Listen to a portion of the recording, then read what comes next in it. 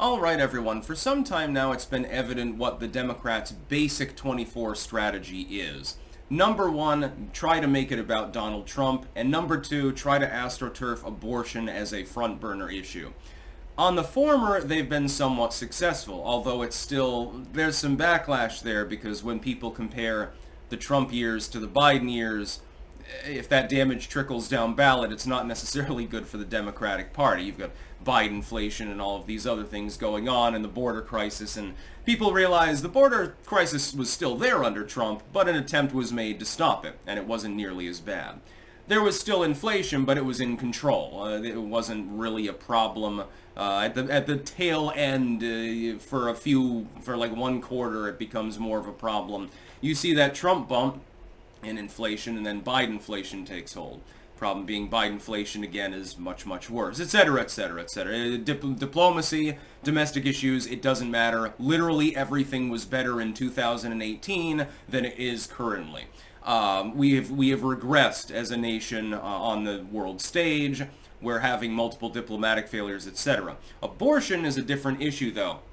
While the Democrats have successfully made part of the election a referendum on Trump's crimes, his high crimes and misdemeanors, they have failed repeatedly and spectacularly on this particular issue. The Democrats know that the Republicans self-sabotage. So if the Republicans begin talking about abortion, their tendency is to fuck themselves. As opposed to Trump's mild proposal that would bring the United States in line literally with the rest of the world, so having a 15-week abortion cutoff, plus exceptions for rape, incest, woman's life is in danger. Most people support that.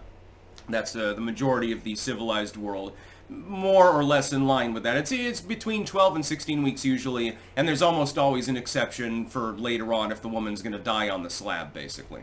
As opposed to that, the Republicans have a tendency to have poor messaging on the subject. For instance, Lindsey Graham. Lindsey Graham did not propose an outright ban on abortion in the United States. But that's the way that it was billed. That's having a federal abortion law at all really didn't make sense, considering that the GOP campaigned on ending Roe v. Wade because they said, well, it's a states' rights issue. States should decide for themselves what the cutoff is, and so you'll have some states where it's more permissive, you'll have some states where it's less permissive. I don't believe in banning it, and some states effectively have. I don't believe in having third trimester abortions, although they are technically legal in a number of states, and they shouldn't be. Virginia, my home state of Vermont, etc. A moderate approach on the issue simply brings the United States in line with the rest of the civilized world, as opposed to the uncivilized world, which does exist, by the way. That term is apt. I know it's politically incorrect. I don't give a damn. Kamalaharris decides to visit an abortion clinic. Go and see Planned Parenthood the other day. And I was wondering why. Number one, having Kamala do that's probably bad, because she's optically poor even at her better moments.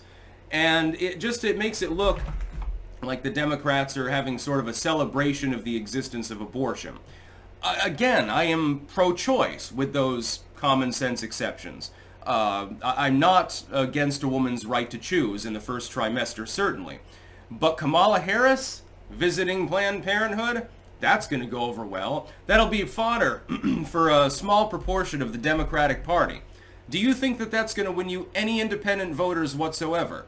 We're not even talking about the morals, we're just talking about the optics. It's another example. I have become bewildered by this administration as to how they can possibly formulate their optics in any worse a manner.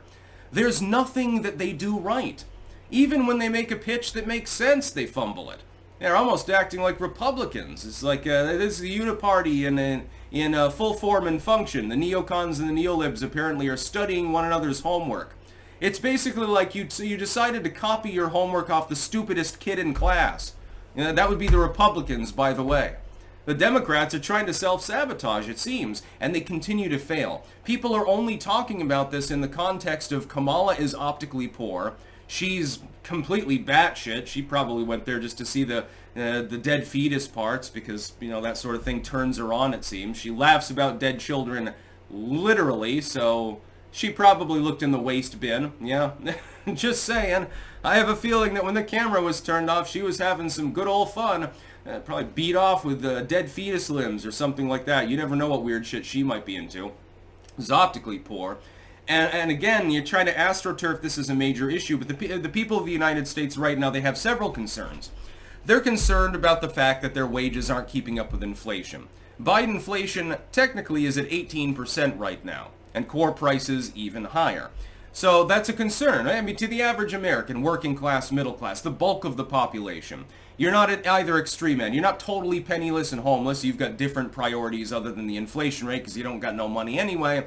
And if you're in the 1% or something, you don't really care. The economic issues may not make as much of an impact on you unless you're heavily invested in something that collapses under the weight of Bidenomics, perhaps. You know, shit, I invested in all of those natural gas stocks, and now they're not pumping any natural gas. Well, that's going to be a little bit of a problem now, won't it? Making and breaking people's livelihoods just to manipulate the currency and the world's fuel markets, basically. To the average American, what are the main issues? So inflation / the economy, that's always a major issue. Even when the economy is good, it's a major issue. It just happens to help the reigning party, even if they had nothing to do with the decent economy. You know, the decent economy of the Bush years, you think Bush's particular policies were responsible for that? No, it's just a holdover from the Reagan economy. Bill Clinton continued it, Herbert Walker continued it, and nobody wanted to fuck with it, and then when you did fuck with it, you got problems. Bush and Obama helped to cause those.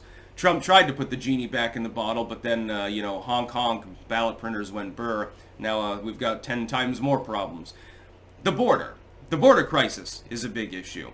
It's become an issue outside of the border states, by the way. It's become an issue in Illinois. It's become an issue in New York. There's a reason why the Democratic vote is beginning to lag well behind historical precedent, even in solid blue states that have been so targeted. New York is a great example. Well, it's not enough to flip the state red.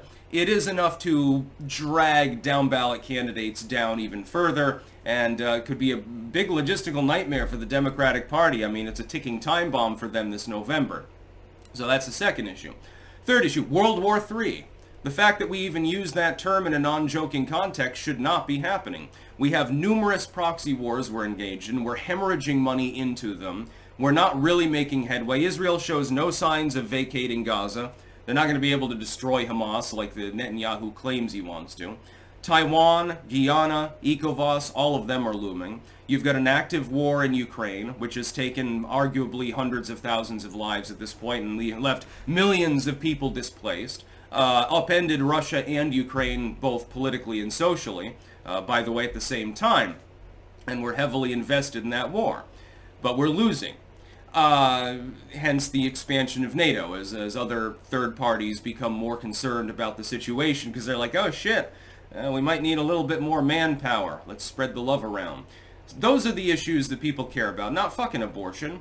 Roe v. Wade has ended. States have enacted various laws. Most of them have achieved a normalization.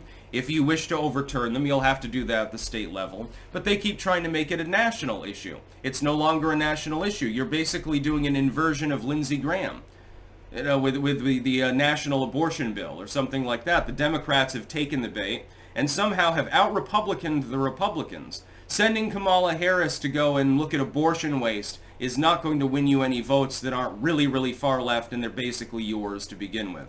I guess this was just a gift to the far leftists who keep trying to boycott the Biden administration due to the Gaza policies. They're trying to replace Gaza with Planned Parenthood, it seems. Very strange, actually. Again, the messaging, I can't even understand it anymore. Even Joe Biden's incompetence can't really explain the poor messaging of his administration, because it seems to be literally everyone that works with him. That's about all. Peace out.